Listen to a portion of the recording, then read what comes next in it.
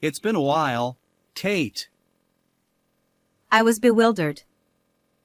I had just run into my ex-husband, Steve, who had eloped with my sister Mary 13 years ago. It happened in the vegetable section of a supermarket where I was shopping. My daughter, Emily, who doesn't remember Steve as her father, stood beside me, looking curiously at both of us. I tried to ignore him and walk away. Wait. Listen to me. Steve grabbed my wrist as I tried to leave, holding on tightly. Emily continued to look at me with a puzzled expression, while Steve, still clutching my wrist, began explaining why he had returned to town. In short, he ran out of money and came back to ask for financial help from me, his ex-wife, a pathetic story. Anyway, let go of my hand. You're still living with that old man at my parents' place, right? I can't believe it. We are divorced, you know? He felt responsible for your elopement and has been helping us. Don't insult him. Whatever. Mary and I will be living at the house now, so could you take the old man and leave? I shook off Steve's grip and glared at him. Despite my angry expression, Steve shrugged it off with a joking "I'll be in touch" and walked away. Emily watched his retreating figure and then smiled at me. You did it, Mom. My name is Kate. My marriage to Steve was like an elopement. Steve's mother had already passed away, and when we decided to marry, it was on the condition that we live with his father. Shortly after we started our new life, we were blessed with a child. We named her Emily, and our lives were filled with happiness as we showered her with love. Running away together was never something to be proud of, but I was happy. When Emily turned 3 and things had settled down a bit, we decided to go on a trip, leaving Emily with her grandfather, whom she was very attached to. It was a rare trip by car, but it wasn't just Steve and me. My sister Mary came along as well. I'm so happy to go on a trip. Steve's driving is so comfortable and reassuring. Mary, sitting in the back seat with the window open, smiled happily. Steve, at the wheel, smiled back. Mary, naturally affectionate, called Steve by his first name and became very attached to him. Being my precious sister, I had splurged on the travel expenses, which Steve covered entirely. We walked around the tourist spots, and both Mary and I enjoyed laughing with Steve. In a small alley off the bustling shopping street, Steve went to the bathroom while Mary and I sat on a bench to catch our breath. Thank you, Kate. You invited me on what was supposed to be a trip for just you two. It's fine. Steve seems to like you too. I see. That's good then. Mary tied her long hair back, and a sweet scent wafted toward me. Sensing my silent gaze, Mary smiled gently. Do you like it? It's my favorite, the scent you gave me. She took out a bottle of perfume from her bag. It was an aroma mist I had given her for her birthday, a simple gift because I couldn't afford much. I just diluted the essential oil, which I thought would suit Mary, with distilled water and put it in a store-bought spray bottle. But Mary had been delighted, calling it a special item just for me. I'm glad you like it. You've always had good taste, Kate. You've always chosen good things, from way back. I looked down, feeling a bit embarrassed. I had never realized Mary thought of me that way. Dad and Mom say you turned into a bad girl. But to me, you've always been someone to look up to. Her words felt strangely out of place, making me a bit worried. Maybe I sensed she was about to leave or something. If you ever need help, tell me. Steve and I will always be on your side." When Steve returned, Mary immediately stood up, pulling Steve's arm playfully and urging him to hurry. It had been a long time since I had walked outside feeling so calm since Emily was born.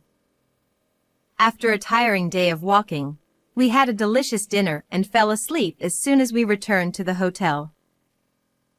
It must have been around 2 a.m. I woke up to the sound of the hotel room door opening. "What's going on?"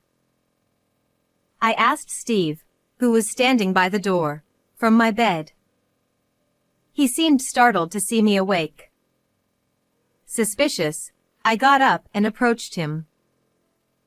"Where did you go at this hour? You didn't go drinking, did you?" No, I didn't. We have plans tomorrow. Let's just go to sleep. As Steve tried to slip past me toward the bedroom, a familiar scent reached my nose. In the confined space of the hotel room, the aroma spread. It was unmistakably the scent of the aroma Mary had been wearing. It wasn't just a faint scent from being around her during the day. It was so strong it seemed like Mary had intentionally put on perfume to make her presence known to me. "Do I smell Mary's perfume? Did you go to her room?" Time seemed to stop between Steve and me as we both froze. Mary was sleeping in the room next door. If there was a reason he went to her room, it was suspicious, but I didn't want to pursue it further. Steve stared at me, not saying a word. Eventually, he scratched his head with a sheepish smile, saying no. Well, I had no intention of asking more questions or pursuing the matter further. But Steve, without any hint of remorse, almost gleefully, like a child caught in a prank, began talking about his affair. After confessing everything, Steve smiled as if relieved. "See, I was honest, so forgive me." Sorry. He then slipped into bed. I stood there in shock for a few minutes before scattering the amenities like brushes and cotton swabs on the vanity. "Hey! What are you doing?" Steve stared at me in astonishment from the bed. Ignoring him, I threw his clothes and shoes at him, then rushed outside. It was 2 a.m., and the sky was filled with stars. Steve didn't follow me as I fled the hotel with just my wallet and jacket. I wondered why I was running, but all I could think of was escaping. The once lively tourist spot was now quiet and lonely at night. I walked aimlessly before finally returning home by taxi at dawn. I haven't seen Steve or Mary since then. They eloped. My early morning return worried my father-in-law, but young Emily was delighted and jumped into my arms. Holding her, I buried my face in her soft shoulder. "Welcome back, Mom. Welcome back." "Thank you, Emily." The sweet scent that lingered in my nose was overwhelmingly unpleasant. But holding Emily, who smelled faintly sweet and slightly fatty, was my only comfort. 13 years have passed since then. Steve and I divorced on paper and never contacted each other again. As a single mother, I have lived earnestly with Emily until now. 13 years is a long time, no matter how hard things have been. 16-year-old Emily has grown into a smart and honest girl. She excels at school and has many friends, making me proud. One day, while shopping with Emily, we unexpectedly ran into Steve. "It's been a while, Kate." In the vegetable section of the local supermarket, Emily, who didn't remember Steve as her father, looked curiously at both of us. I tried to ignore him and walk away. "Hey, Kate." I grabbed Emily's hand and tried to leave the store. Sensing something, Emily obediently quickened her pace and followed me. Wait. Listen to me. I was bewildered. I had sealed away the events of 13 years ago, and even in my life with Emily, I had hesitated to mention Steve's existence, let alone his name. Emily continued to look at me curiously. Steve, still holding my wrist, began explaining why he had returned to town. As always, Steve had been terrible with money, moving from job to job, and when he ran out of savings, he returned to his hometown. He spoke with an amused smile, as if it was someone else's problem. Just let go of my hand. You're still living with that old man at my parents' place, right? I can't believe it. We're divorced, you know? Your father felt responsible for your elopement and has been helping us. Don't insult him. Whatever. Mary and I will be living at the house now, so could you take the old man and leave? I shook off Steve's grip and glared at him. No matter how angry I looked, Steve shrugged it off with a playful "I'll be in touch" and walked away. Emily watched him leave and squeezed my hand tightly. When we got home, I received a message on my phone. I didn't know how he got my number, but it was from Steve, asking me to vacate the house in a month, with a cute emoji attached. I could imagine Steve's nonchalant smile and Mary looking down at me. 1 month. I murmured quietly. Emily, who had been peering at my phone from behind, asked, "What is this?"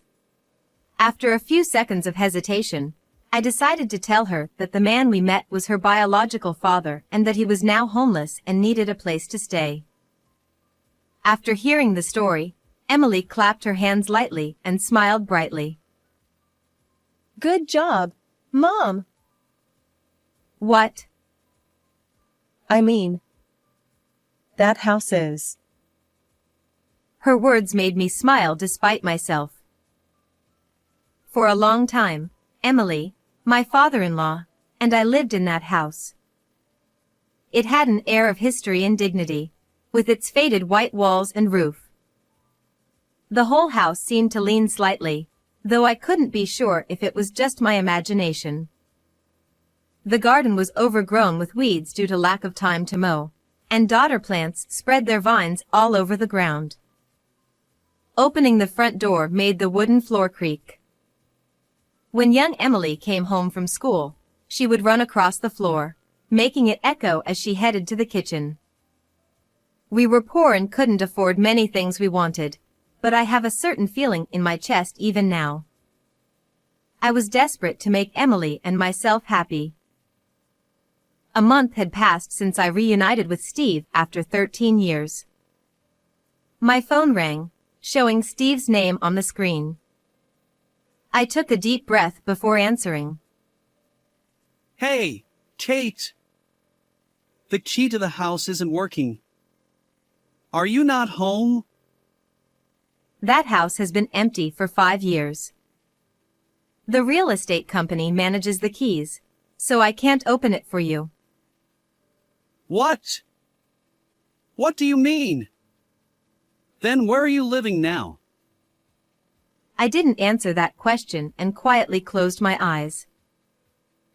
I remembered after my divorce from Steve, my father-in-law bowing deeply and shedding tears. He sincerely apologized for what his son had done and offered financial support. At that time, I didn't have a steady job, so I started working at the local sheet metal factory he managed. There were only a few employees, and the factory was a subcontractor for a major company.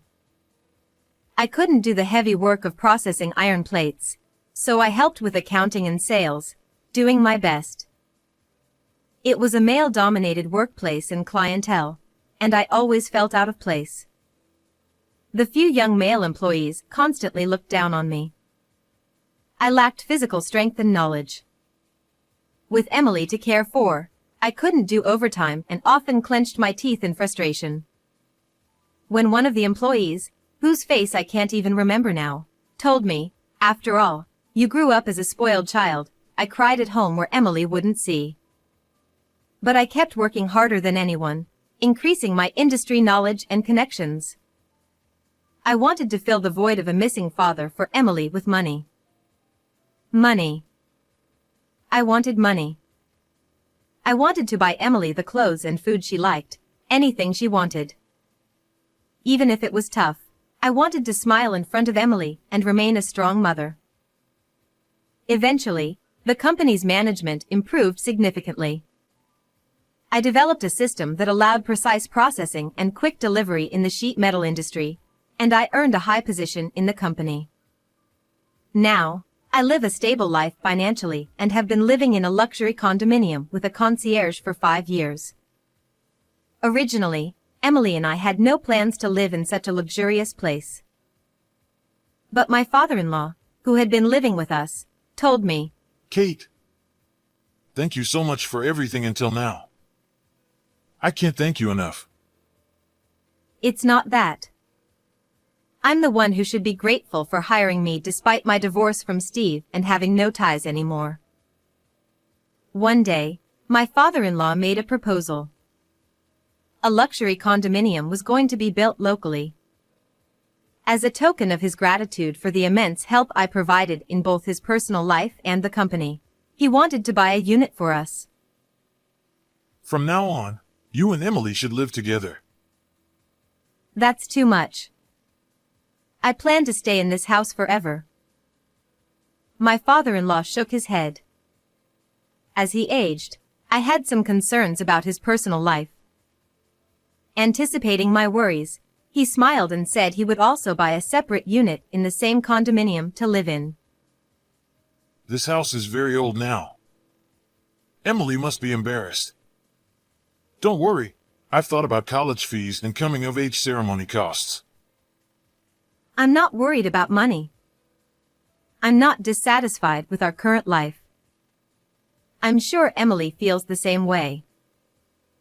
I know, I understand, but The house was indeed old. The exterior, in particular, was in terrible condition, with peeling white paint making it look bad. Emily never brought friends home, likely out of embarrassment. I should have decided this sooner. I was too focused on work and didn't pay enough attention to our daily lives. The path my father-in-law and I walked was never smooth. There were unstable times in the company's management. We lost jobs when clients went bankrupt, and employees had accidents. But no matter how tough things got, we faced them together, supporting each other. Our relationship was more than just boss and employee. We became comrades who overcame hardships together. All right. If buying the condo is for Emily and me, I would be happy. Thank you. Yes, I am deeply grateful to both of you. But I have one condition. My condition was that we wouldn't live in separate rooms in the condominium, but live together. My father-in-law was surprised and confused by my proposal, but I continued without hesitation. It's wonderful to move into a new, comfortable home. But we are family, so living together is natural, right? Kate, that's very kind, but Emily needs a grandfather since she doesn't have a father. Please, for Emily's sake, live with us. I always wanted to repay my father-in-law, who supported me and Emily so desperately when we were abandoned by Steve. Running a factory was never easy. He was always working at the factory. Even on days when heavy snow forced employees to take leave, I vividly remember him working alone in the factory. There were times when the workload exceeded what the employees could handle. My father-in-law stayed and worked long after sending the other employees home. Whenever I worried about him working too hard and spoke to him, he would always say, Kate, spend as much time as possible at home with Emily. Don't worry. If you need money, just tell me. True to his word, he never failed to support our living situation. He also tried to make sure Emily, who didn't have a father, wouldn't feel lonely by pushing me to attend her school events. Today is fine. It's just a sports day. I haven't participated much before. Go to Emily's event. Don't worry about work. I knew my elderly father-in-law was straining himself at work. But he never showed it and always remained strong in front of me. At the sports day, watching Emily running hard on the lively field, I saw her wave at me with a big smile. I always wanted to repay my father-in-law for his support. Though he was initially speechless at my suggestion, he eventually sighed and gently placed his hand on my shoulder. I'm old now, and I might not be able to support you and Emily much longer. You've supported us more than enough. Now it's my turn to support. I might become a burden to you and Emily one day. I stared into his eyes. There were unspoken feelings. He was an essential and precious family member to both Emily and me. Please live with us for Emily's sake. If you bring up Emily, I can't refuse. But it's true. She needs her grandfather. Kate, you are an excellent saleswoman. Thank you. Really, thank you. And so, Emily, my father-in-law, and I started our new life in the luxury condominium. 5 years have passed since then. The old house where we spent so much time is now empty. Sometimes, when my father-in-law passed by it, he would lament how sad it was that no new residents moved in. Even though it had been entrusted to a real estate company, it pained him to see the house becoming a ruin. Emily knew his feelings, so when she heard that Steve planned to live there, she was happy for him. But Steve didn't understand the situation. The house had been empty for 5 years and was already a ruin, with significant damage to the walls and roof. The real estate company had informed us that it would be demolished soon. Hey! Are you listening? I can't live in this filthy house. Where is Emily living? Steve yelled angrily on the other end of the line. I explained the situation. I told him how much my father-in-law had helped us, how we cooperated to grow the company, and that we now lived in a condominium, although I didn't give specifics. Steve responded with near shouting. So you're living with that rich old man for money? This is ridiculous. As his son, I have rights to the company. I'm coming over to take control. The volume was so loud I instinctively moved the phone away from my ear. My father-in-law, who was nearby, took the phone from me with a look. We were working in the same office. The reason was, Long time no see, Steve. Oh, Dad. Why are you there? Whatever. I heard from Kate. The company has grown a lot, right? Give me some position. I need a job. Don't be ridiculous. the reprimand was so intense that even I was a little surprised. My father-in-law was trembling with anger, his shoulders shaking and fists clenched tightly. Kate is now the vice president. Without her, the company wouldn't have grown this much.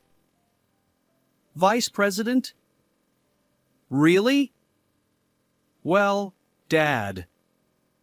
How about you live with me and Mary? It would be easier for you to live with your real son. Steve, since you disappeared, Kate has supported my life. She's much more important to me than you, my real daughter. Real daughter. Those words made my chest warm. After separating from Steve, I felt too ashamed of my elopement and couldn't return home. I felt like I couldn't face my parents, always thinking I was raising Emily alone. My father-in-law repeatedly scolded Steve over the phone. He explained how much I suffered without financial support after Steve abandoned us. I'm much better now, but I wasn't in good health. Without Kate, I might not have made it. You're exaggerating. From now on, I'll support you. Let's work together. Steve, let me make this clear. You are disowned. Don't call again. Without waiting for Steve's response, he hung up. Only my father-in-law and I were in the office. We looked at each other and burst into laughter. We didn't need words. We had become like a real father and daughter. I hadn't raised Emily alone. I was grateful from the bottom of my heart to have a genuinely kind father who laughed with me. Steve never contacted us again. He had always lived like a drifter, so no one worried about his disappearance. But 3 months later, my phone rang with an unknown caller ID. It was my day off, and I was at home. Emily, unusually, offered to make lunch, so I was sitting on the sofa, watching her cheerfully cook. Hello? Do you know who this is? A familiar voice came from the phone. How could I forget my sister's voice? When I asked, "How are you?" Mary replied briefly, "Good." Even without seeing her, I could tell she was down. Mary confessed that after eloping with Steve, she had an affair with a married man. Recently, his wife found out and sued her, resulting in a large settlement she had to pay. I'm sorry, Kate. I know I'm in no position to ask, but can you help me? Please. I understand your feelings, but I can't help you. Why not? What about our bond? You said you'd help me no matter what. Yes, no matter what. You are my precious family. But now, I have an even more important family in front of me. Emily brought the beautifully plated pasta to the table from the kitchen. My father-in-law cheerfully prepared drinks and forks. Seeing me on the phone, Emily and my father-in-law quietly clasped their hands and started eating the pasta. The faint scent of garlic spread in the room, and I felt my stomach growl slightly. I see. There's no convenient help now. That's right. I love you, Kate. So I wanted to be like you. I don't think I'll ever fully understand the meaning behind Mary's words. After eloping with Steve, did Mary live a life like mine? What kind of life is that? It would be a lie to say I didn't resent Mary for taking Steve away. But she's still my sister. As my sister, I want her to be happy. A few years later, I heard from my parents that Steve and Mary had divorced. My father-in-law retired. Thanks to his strong recommendation, I was appointed president from my position as vice president. Being a female president in a male-dominated industry is challenging. But those who help me are the young men who once worked with me at the small factory. Now, I lead a busy yet fulfilling life. Will my parents, who opposed my elopement and subsequent divorce, acknowledge me now that I live for work? Will they mourn the life I've led through many choices? My life, with all its decisions, is not a mistake. Someday, I want to visit my parents with Emily. Will you praise me then, Dad, Mom? How was today's story? Please subscribe to the channel. See you in the next video.